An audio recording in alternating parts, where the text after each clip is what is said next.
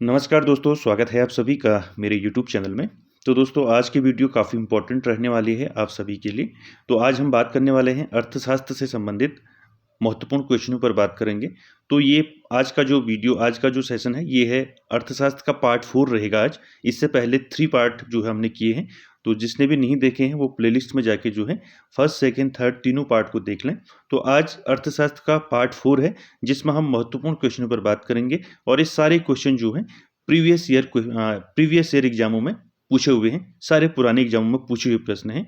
तो आगामी परीक्षाओं हेतु काफ़ी इंपॉर्टेंट हो जाते हैं आप सभी के लिए। चलिए टाइम वेस्ट न करते हुए स्टार्ट करते हैं आज की वीडियो। तो पहला क्वेश्चन रहेगा दोस्तों आज का। पहला है मिश्रित अर्थव्यवस्था किसे कहा जाता है। इंपॉर्टेंट है दोस्तों, कई बार पूछा है परीक्षाओं में। मिश्रित अर्थव्यवस्था किसे कहते हैं? तो किसे कहा जाता है मिश्रित अर्थव्यवस्था? मिश्रित अर्थव्यवस्था किसे कहा जाता है? पहले का आंसर क्या रहेगा?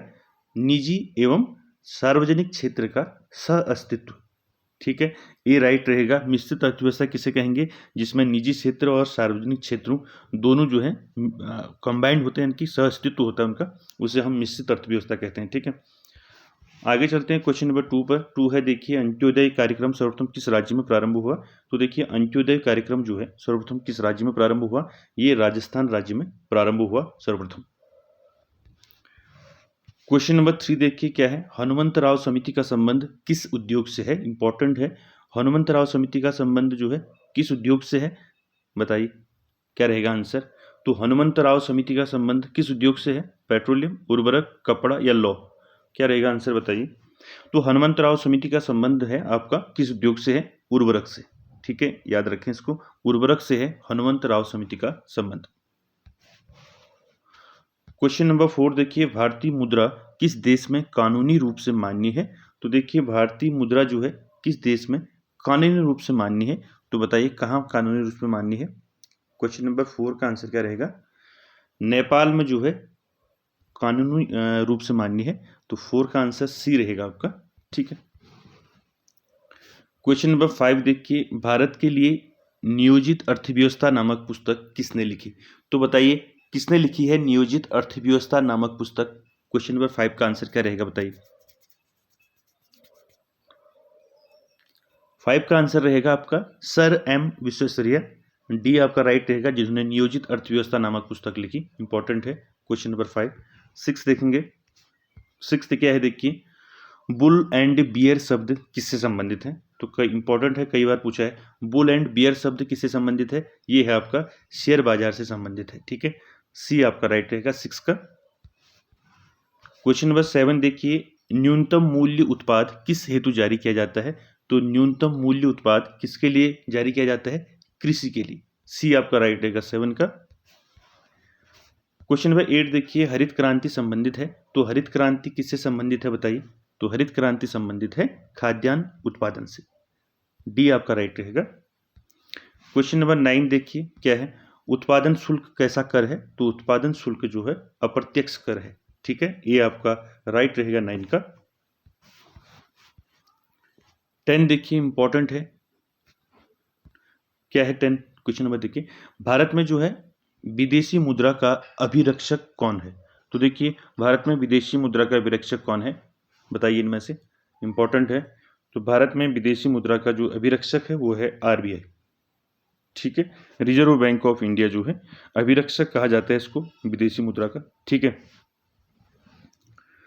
क्वेश्चन नंबर 11 देखेंगे, रियाल किस देश की मुद्रा है? इंपॉर्टेंट है, रियाल किस देश की मुद्रा है बताइए। क्वेश्चन नंबर 11,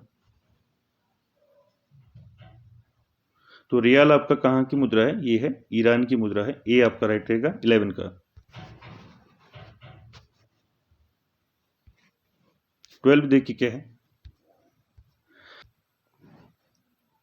क्वेश्चन नंबर 12 देखेंगे। 12 क्या है देखिए, द्वितीय पंचवर्षीय योजना में किस पर बल दिया गया?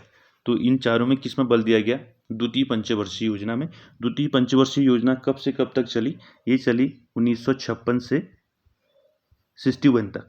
ठीक है, याद रखें इसको, द्वितीय पंचवर्षीय योजना का काल है। तो इसमें किस पर बल दिया गया था? 12 का आंसर क्या रहेगा बताइए। तो उद्योग में जो है बल दिया गया था द्वितीय पंचवर्षीय योजना में। क्वेश्चन नंबर 13 है देखिए, कृषि एवं सिंचाई पर बल किस पंचवर्षीय योजना के तहत किया गया? तो बताइए कौन सी पंचवर्षीय योजना में जो है कृषि एवं सिंचाई पर बल दिया गया था? इंपॉर्टेंट है, सिंचाई एवं कृषि पर बल कौन सी पंचवर्षीय योजना में दिया गया था? बताइए 13 का आंसर क्या रहेगा? तो कृषि एवं सिंचाई पर बल जो है पहली पंचवर्षीय योजना में तहत किया गया था। ठीक है, पहली पंचवर्षीय योजना कब से कब तक चली? ये चली 1951 से 56 तक, 56 तक। ठीक है, क्वेश्चन नंबर 14 देखिए, 14 क्या है? रैंड किस देश की मुद्रा है? 14 का आंसर क्या रहेगा बताइए? तो रैंड किस देश की मुद्रा है? ये है दक्षिण अफ्रीका की। ठीक है, डी आपका राइट रहेगा। 15 देखिए, सुलभ ऋण किस ब्याज दर वाला ऋण है? तो सुलभ ऋण जो है कौन से ब्याज दर वाला ऋण है? 15 का आंसर क्या रहेगा? निम्न ब्याज दर वाला ऋण है। ठीक है, 16 देखिए, वन एवं कृषि किस क्षेत्र के अंतर्गत आते हैं? तो इंपॉर्टेंट है 16 का, क्या रहेगा बताइए? वन एवं कृषि जो है ये प्राथमिक क्षेत्र के अंतर्गत आते हैं। ठीक है,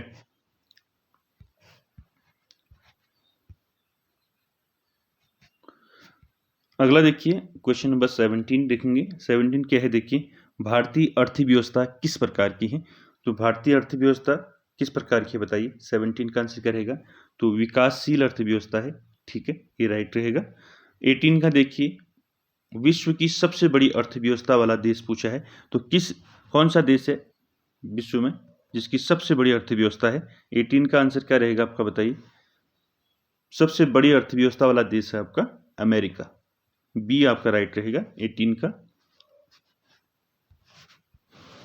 19 देखिए क्या है, मिश्रित अर्थव्यवस्था अपनाने वाला प्रथम देश। इंपॉर्टेंट है, मिश्रित अर्थव्यवस्था अपनाने वाला प्रथम देश कौन सा है बताइए? 19 का आंसर क्या रहेगा?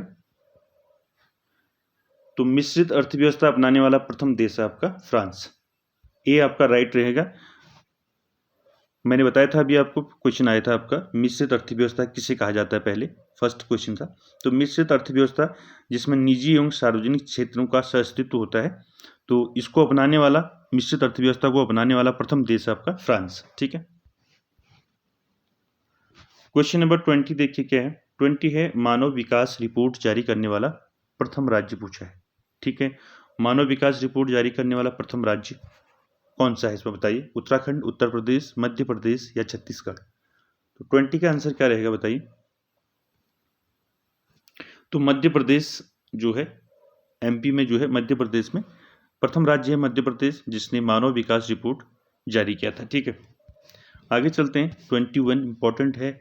21 जो है CSO, CSO की स्थापना पूछा है। तो CSO आप जानते हैं, CSO का फुल फॉर्म क्या होता है? सेंट्रल स्टैटिकल ऑर्गेनाइजेशन, जिसको हम हिंदी में क्या बोलते हैं? केंद्रीय सांख्यिकी संगठन बोलते हैं। ठीक है, केंद्रीय सांख्यिकी संगठन की स्थापना पूछा है। ठीक है, तो केंद्रीय सांख्यिकी संगठन की स्थापना, जिसको हम CSO कहते हैं शॉर्ट में, तो इसकी स्थापना कब हुई बताइए? कब हुई? केंद्रीय सांख्यिकी संगठन, बताइए। केंद्रीय सांख्यिकी संगठन की स्थापना हुई 2 मई 1951। ठीक है, 51, 2 मई 1951 में जो है CSO यानी कि केंद्रीय सांख्यिकी संगठन की स्थापना हुई। तो केंद्रीय CSO का मुख्यालय कहाँ है? कभी ये भी पूछा जाता है। तो CSO का मुख्यालय है नई दिल्ली। ठीक है, न्यू दिल्ली है। ठीक है, न्यू दिल्ली है आपका CSO का मुख्यालय। आगे चलते हैं। 22 देखिए, तृतीय विश्व शब्द किस हेतु प्रयुक्त होता है? तो देखिए, तृतीय विश्व शब्द किस हेतु प्रयुक्त होता है? 22 का आंसर क्या रहेगा बताइए? ये होता है विकासशील देशों के लिए। ठीक है, बी आपका राइट रहेगा। 23 देखिए, 23 क्या है? GDP में सबसे अधिक योगदान देने वाला राज्य पूछा है। तो GDP आप जानते होंगे, GDP ग्रॉस डोमेस्टिक प्रोडक्ट जिसको हम बोलते हैं GDP। ठीक है, सकल घरेलू उत्पाद जिसको हिंदी में बोलते हैं। तो सकल घरेलू उत्पाद में सबसे अधिक योगदान देने वाला GDP में कौन सा राज्य है, ये बताना है। 23 का आंसर क्या रहेगा बताइए? तो 23 का आंसर क्या रहेगा? GDP में सबसे अधिक योगदान किस राज्य का है? आपका महाराष्ट्र। बी आपका राइट रहेगा। ठीक है। 24 देखिए क्या है, वित्त आयोग के प्रथम अध्यक्ष कौन थे? तो वित्त आयोग के प्रथम अध्यक्ष कौन थे? तो आप सभी जानते हैं 24 केसी नियोगी। ये आपका राइट रहेगा 24 का। नेक्स्ट 25 देखेंगे। 25 देखिए, राष्ट्रीय आय में सबसे अधिक योगदान किस क्षेत्र का होता है? तो देखिए, राष्ट्रीय आय में सबसे अधिक योगदान किस क्षेत्र का होता है? कृषि का होता है, सेवा का होता है, या विनिर्माण का होता है, या इनमें से कोई नहीं? तो 25 का आंसर क्या रहेगा? देखिए, राष्ट्रीय आय में सबसे अधिक योगदान जो है सेवा क्षेत्र का होता है। सी आपका राइट रहेगा 25 का। 26 देखिए, प्राथमिक क्षेत्र का संबंध किससे है? 26 का आंसर बताइए। तो प्राथमिक क्षेत्र का संबंध है आपका कृषि से। ठीक है। 27 देखिए, द्वितीय क्षेत्रीय या द्वितीय क्षेत्रीय का संबंध या द्वितीय क्षेत्र का संबंध पूछा है। ठीक है, जैसे प्राथमिक क्षेत्र है, द्वितीय क्षेत्र होगा। ठीक है, द्वितीय क्षेत्र का संबंध है, द्वितीय क्षेत्र कर लें इसको आप। द्वितीय क्षेत्र का संबंध किससे है? परिवहन से, कृषि से, खनन से, या विनिर्माण से। तो 27 का आंसर क्या रहेगा? तो द्वितीय क्षेत्र में आ जाता है आपका विनिर्माण। डी आपका राइट रहेगा। 28 देखेंगे, भारत में बेरोजगारी के आंकड़े कौन तैयार करता है? तो कौन करता है बताइए? भारत में बेरोजगारी के आंकड़े कौन तैयार करता है? वो करता है NSSO। ये आपका राइट रहेगा 28 का। उसके बाद आगे चलते हैं, 29 है। NSSO और NSSO का नाम कब कर दिया गया? तो ये किया आपका 1970 में। आगे चलते हैं 30 क्वेश्चन नंबर, जवाहर रोजगार योजना किसने प्रारंभ की? इंपॉर्टेंट है 30 क्वेश्चन नंबर। देखिए, जवाहर रोजगार योजना जो है किसने प्रारंभ की? 30 का आंसर क्या रहेगा? तो जवाहर रोजगार योजना प्रारंभ की राजीव गांधी के द्वारा। ठीक है। उसके बाद देखिए 31 है आपका, भारतीय स्टेट बैंक का वित्तीय मुख्यालय कहाँ स्थित है? तो देखिए, भारतीय स्टेट बैंक का वित्तीय मुख्यालय कहाँ स्थित है पूछा है। तो 31 का आंसर क्या रहेगा? मुंबई। ठीक है। 32 देखिए क्या है। 32 है आपका, MRP का विस्तारित रूप क्या है? MRP आपने देखा होगा। MRP कोई भी सामान लेते हैं हम, ठीक है, MRP होती है उसमें। तो MRP का फुल फॉर्म क्या होता है? 32 तो बताइए। MRP का फुल फॉर्म क्या होता है? MRP का फुल फॉर्म होता है आपका मैक्सिमम रिटेल प्राइस। ठीक है, सी आपका राइट रहेगा 32 का। 33 देखिए, RBI का राष्ट्रीयकरण कब किया गया? 33 reserve bank of India RBI का राष्ट्रीयकरण कब किया गया?